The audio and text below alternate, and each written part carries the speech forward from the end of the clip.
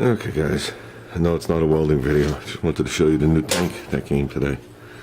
That's a tank, it's a 330. Fresh, just certified. We actually bought it. So, I think that's the maximum for this machine. I'll tell you one thing, that tilting thing helped a lot. Just rolled it right up and hooked it up. So, yeah, Junior's been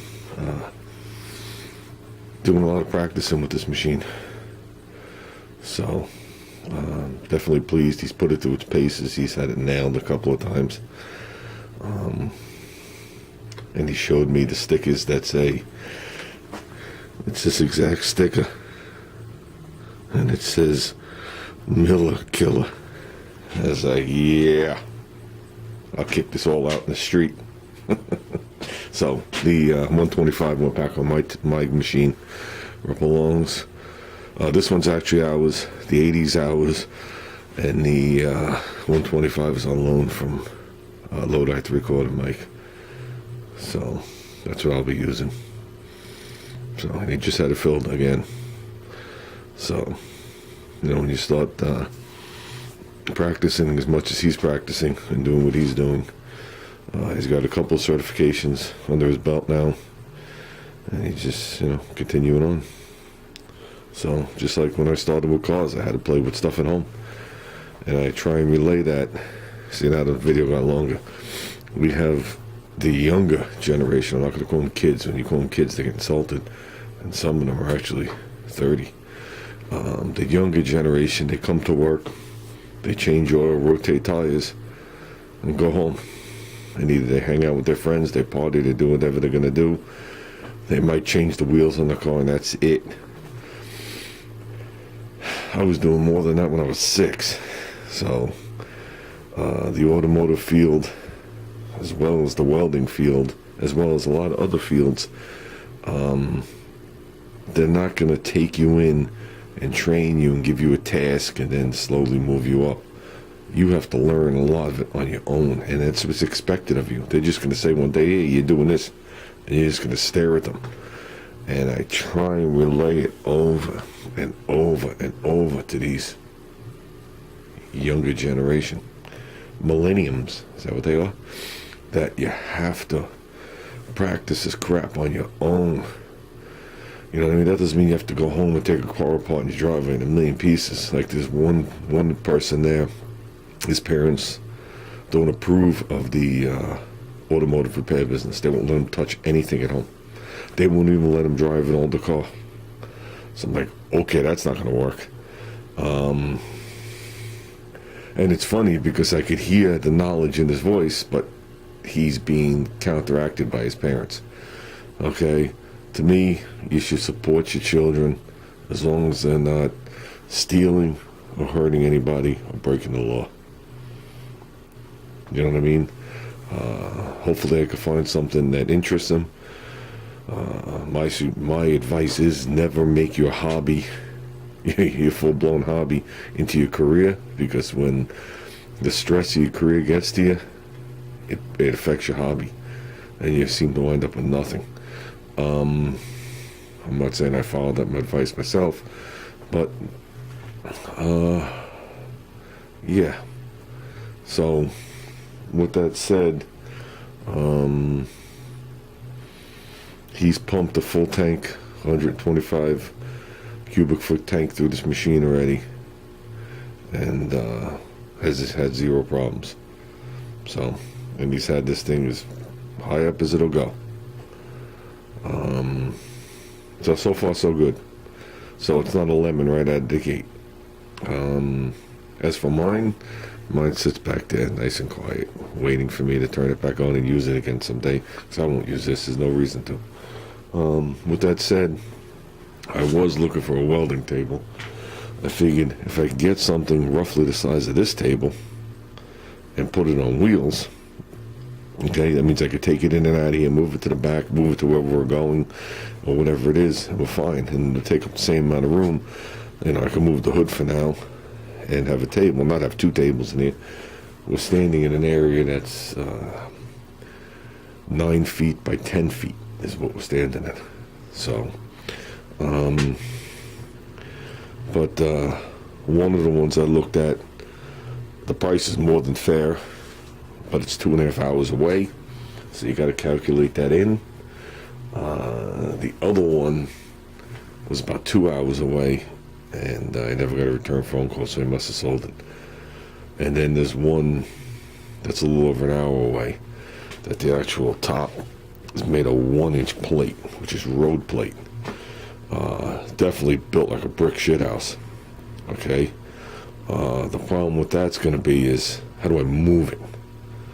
The dimensions were perfect. Most of the dimensions are like 3 feet by either 5 or 6 feet, which is perfect. I forgot what I shortened this thing down to. This used to be a swap meet table. But things like that are perfect. But the question is, well, not the question. I went online to see the weight of that plate. And the plate alone, without the table, is over 600 pounds. So then by the time you add the structure to it, and then there was a lower plate that he claimed was made out of 1/8 inch. So he thinks. When I look at it, it looks this thick, but it could have bends to it. The top upper plate's definitely solid. You're factoring in maybe 800 pounds for this thing. And I'm saying to myself, how am I going to lift an 800-pound table? He has no forklift. How am I going to pick up an 800-pound table to put in a pickup truck and then get it back off the truck and then get it here? Then it has to be flipped for wheels to be put on. So the price is definitely good on that one. That one you could do anything on.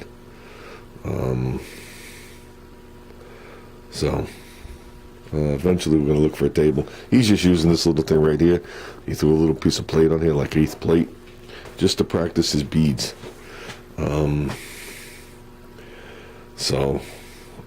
Like I said, there's all different types of welding. There's sheet metal, there's pipe welding, So, okay guys, with that I'm turning the camera off and I'm moving on. I'm glad he got this. He was happy to get it. So, and this was delivered to the door. They delivered it full and just inspected. It was inspected on today's Saturday. It was inspected on Thursday. So it's got a fresh inspection, fresh paint job. He owns it. It's full of gas. And that should last him a decent while. So, okay guys. Let's go get some lunch. How's it going, guys? Just sitting down by the water, have a little lunch. What you're looking at here is like a little bay, and they have floating docks that go in between where that sign says danger, keep off the ice, and allows you to launch your boat and retrieve it. If you look past the sign and then go to the right, you can see some sand and the grass, the way it opens, that goes out into the bay. So it's a nice protected area, but it does get windy in here. Better than the bay. If you want to have a good time, pull up a lawn chair here and sit here in the summer. Back in the 80s, when I bought my boat the first year, we launched out of here before I was smart enough to get a slip for the rest of its life. Holy molies, I've seen everything. I've seen people drive up the ramp with no trailer there. I've seen people leave the outdrives down and drag it up the ramp and destroy the fin. I've seen just about everything. I went to the right side, and I tied to the side, and I went down into my cabin to get something, and my brother-in-law, who was young at the time, really young, decided to lock me into the cabin. My wife went to get the car and trailer, so I was stuck in it, and he wouldn't let me out. He let me out right when she pulled up. I almost choked him to death. Yeah, it's definitely some exciting things that happen here. But let's get past all that. After this, we're going to head to the Wall of Beer. I'm going to go take a look. I'm not going to be able to record because this is a big, bulky camera. I still don't have an iPhone or anything like that. I mean, if you guys want to laugh, we're still using flip phones. And actually, I just started using this. I'm learning it. I went from my slide phone I love these two phones. I've gone back and forth on these forever. They fit in my upper pocket when I work. And if they fall, it's no big loss. I have no need to go on the internet. I have no need for Facebook. I have no need for any of that while I'm working. I do that all from home. I'm not one of those guys that walks around with his phone constantly going off. I talk to my friends. I talk to my family. Send a couple of pictures. We're good to go. But yeah, we're going to roll out of here. We're going to head. And I'm going to see what's there. I'm going to pick up a couple of beers. And I guess that's about it, guys. It's a beautiful looking day. A little cold. It's a little below freezing. But it's sunny. So you sit in the car right now. I have no heat on. In the car, I'm sitting here in the warmth because the sun's, shining on the interior. Which is good. I am slowly getting better. At least my throat ain't sore anymore. I just don't have a voice. Probably head out there tomorrow and assess the situation. To start working on Junior's car. You gotta understand his interior it isn't disassembled, but there's a lot of stuff laying in there. A lot of bolts, screws, sill plates, trim panels, all stuff I had to take off when I had to paint the jams and a bunch of other things. And a lot of screws are duplicated. So see if we could figure out at least a cup situation and figure out what we got to do. We got to put the plate that holds the steering column down by the firewall. It's a two-piece plate, left and a right, and it sucks to get my fat ass down in there. And I think on one side it had a thin layer of like foam. I'm talking about really thin, like a 32nd thin. And then when you bolted it to it, it's sealed. So I don't think that foam is healthy anymore. So I got to figure out what I'm going to switch it with. The blower motor, when I put that back in, I was able to use open cell foam because it didn't really matter. You know what I mean? The car's not getting wet under the hood. And that compressed and that worked out nice and it looked nice when it was done. So we'll look into it. We'll see what I got. Maybe an inner tube. Who knows? Now we'll come up with something, I'm sure. So I gotta get that buttoned up, then I can run the gauges. So